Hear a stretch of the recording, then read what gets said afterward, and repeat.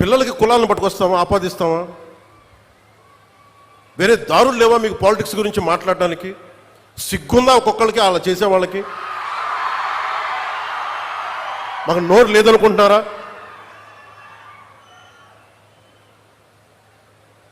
కూర్చొని మీరు కాంట్రాక్ట్లు వేస్తే కాంట్రాక్ట్లు వేసిన వాళ్ళందరినీ మేము బెదిరించేస్తాం, జైల్లో పెడతామంటే ఏమనుకుంటున్నారా మీరంతా?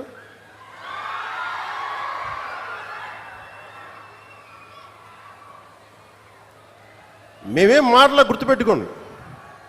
అలా బెదిరించే సమూహం ఎవరైనా సరే,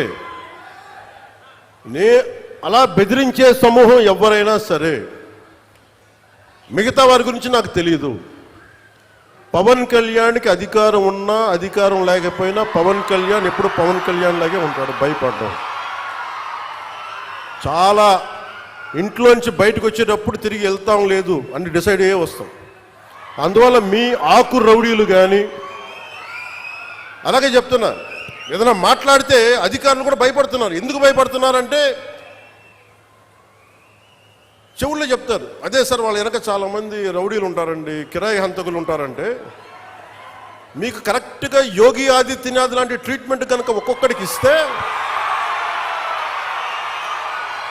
ఒక్కొక్కడికి రౌడీజం అంటే కాలు కాలు కీలు కీలు తీసి మడత పెట్టి కింద కూర్చోపెడితే, అప్పుడు కరెక్ట్గా చెప్తా, కరుడు గట్టిపోయిన జీవితకాలం ఒకే మనం వాళ్ళతో ఏకీభవించవచ్చు, ఏకీభవించకపోవచ్చు.